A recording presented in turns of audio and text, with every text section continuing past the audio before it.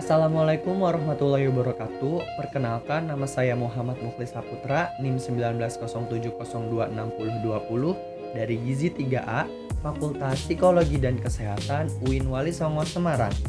Pada video kali ini, saya akan menjelaskan tentang alat pelindung diri atau biasa disebut APD pada proyek konstruksi dan migas, guna memenuhi tugas ilmu kesehatan masyarakat yang diampu oleh Ibu Pradipta Kurniasanti SKM MGZ. Jadi, apa itu alat pelindung diri atau APD? Alat pelindung diri atau APD adalah seperangkat alat yang digunakan oleh tenaga kerja untuk melindungi seluruh atau sebagian tubuhnya terhadap kemungkinan adanya potensi bahaya atau kecelakaan kerja. Nah, pada proyek migas, penggunaan APD wajib bagi pekerjanya karena proyek ini memiliki resiko tinggi dan rawan dengan kecelakaan kerja, seperti lingkungan yang panas, tempat kerja yang tinggi, serta harus berhadapan dengan benda-benda keras, membuat APD wajib digunakan oleh para pekerja di proyek migas. Sekarang, yuk kita kenalan sama APD dari proyek migas. Yang pertama, ada yang namanya safety helmet atau alat pelindung kepala. Sesuai namanya, alat ini berfungsi untuk melindungi kepala dari benda keras yang terjatuh secara tidak sengaja atau benturan dengan benda keras lain. Alat ini terbuat dari bahan yang keras dan cukup tebal.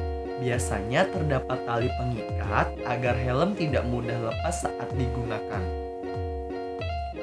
Yang kedua, pelindung muka dan mata. Face shield berfungsi untuk melindungi wajah dan mata dari percikan benda-benda kecil, percikan benda-benda panas, serta pengaruh cahaya. Face shield ini mampu melindungi wajah dari pengaruh radiasi tertentu. Selain face shield, pekerja juga bisa menggunakan Google Safety. Namun, alat ini hanya dikhususkan untuk melindungi area mata saja, sehingga bagian seluruh wajah tidak terlindungi. Selanjutnya, ada pelindung telinga. Pelindung telinga terdiri dari dua jenis.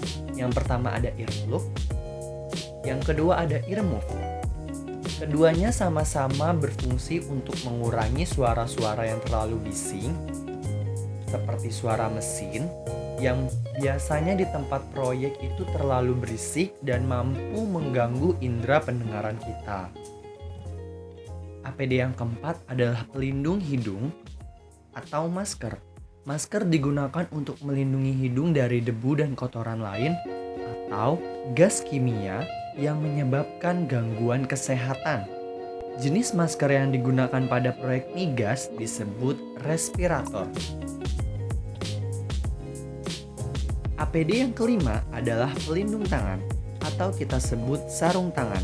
Sarung tangan berfungsi untuk melindungi keselamatan tangan, terutama bagian telapak tangan hingga lengan bawah, dari percikan benda panas atau benturan dengan benda keras lain untuk menghindari terjadinya cedera.